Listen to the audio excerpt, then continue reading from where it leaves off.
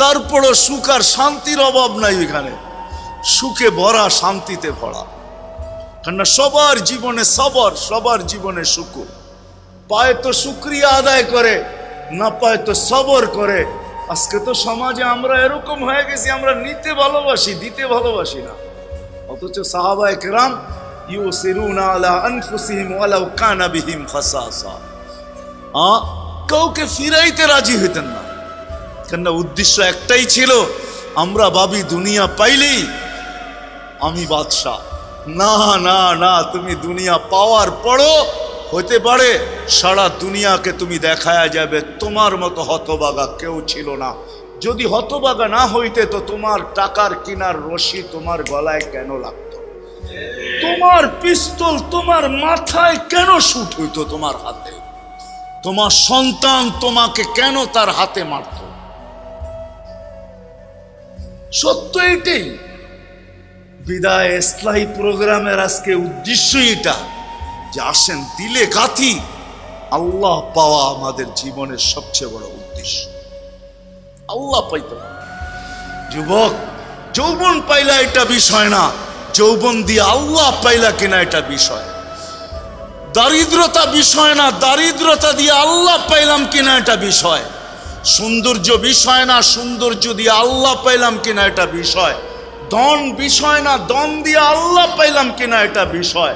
যে আল্লাহ পাইল ধন দিয়া, হায় হায় আবু বকর ওই মজা, ওই মজা, ওই দিনের মজা আবু বকরকে জিজ্ঞাসা করেন, দুনিয়ার কেউ বলতে পারবে না ওই দিনের মজাটাই কি ছিল। যেদিন আল্লাহ রসুল জিজ্ঞাসা করছে আবু বকর বাড়িতে কি আছে, আল্লাহু ওয়া রাসূলুহু, আল্লাহর রসুল আছে আর বাড়িতে কিছু নাই।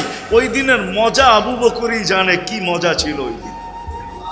কিছু মজা ওই ব্যক্তি ছাড়া আর কেউ জানে না, এটা ব্যক্ত করা যায় না। ওইটাও মজা ছিল। আপনি বলবেন এটা আবার কি মজা, বাড়িতে আল্লাহ আল্লাহ রসুল আছে, কোনো বস্তুই নাই, এমনকি গায়ের কাপড়টা পর্যন্ত নেই, আপনি কি বুঝবেন?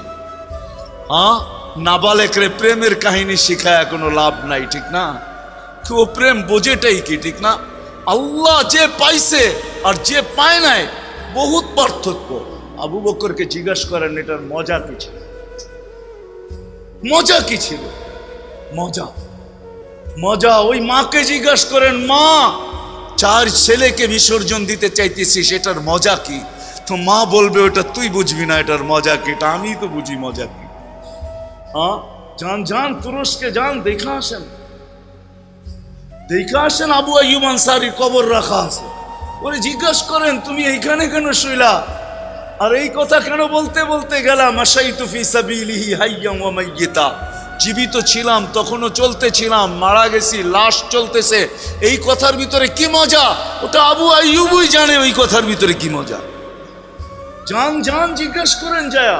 কমরু আইল্যান্ড আমি গেছি, ওইখানে ওসমান রাদিয়াল্লাহু তাআলা আনহুর ছেলে আছে, মুহাম্মদ ইবনে ওসমান ইবনে আফফান, 13 বছরের ছেলের কবর। মনে হয় আমি ঢুকার পরে আমার দিল এটাই বলছে যে এ যা মজা বুঝছে মজা আমি বুঝি নাই। নইলে 13 বছরের ছেলে এখানে কবর কেন বানাবে? 13 বছরের ছেলে, কবরের উপরে লেখা আছে মুহাম্মদ ইবনে ওসমান ইবনে আফফান।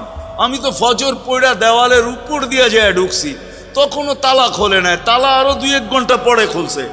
ওই 2 ঘন্টা আমি ভিতরে ছিলাম, আমি জানতে ছিলাম যে আমার ভিতরে কি গাইতেছিল। ওটা বুঝানো যাবে না আপনাকে, অনেক কিছু বুঝানো যায় না। এই জন্য মেরে দোস্ত আসেন, দুনিয়া কে কতটুকু পাইলাম এটা বিষয় না, নিজেকে জিজ্ঞাসা করেন তুই আল্লাহ পাইলি কিনা। সবাই একজন নিজেকে প্রশ্ন করি, আমার দিলকে প্রশ্ন করি আমি আল্লাহ পাইলাম কিনা। এখন যদি আপনি প্রশ্ন করেন যে আল্লাহ পাবো, তো পাবো কি করে, কি করে আল্লাহ পাবো? আল্লাহ পাবো কি করে? আল্লাহকে তো চোখে দেখা যায় না, আল্লাহর কথা তো কানে শোনা যায় না, আল্লাহকে তো ধ্যান ধারণা আকৃতি আনা যায় না, আল্লাহকে তো বর্ণনা দিয়ে শেষ করা যায় না। সামান্য একটু পদের মালিক হইলেই দরা ছোঁয়ার বাহিরে চলে যায়, ওনার পিছে পিছে দৌড়াইতে হয়।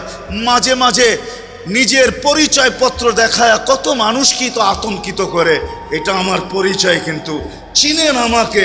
যদি দরার ছোঁয়ার বাহিরে হয়ে যায় তো আল্লাহ তো আল্লাহ, যে 99 পদের মালিক আল্লাহ, যে শুধু আল্লাহ না, যে শুধু আল্লাহ না, রহমান ও রহিম।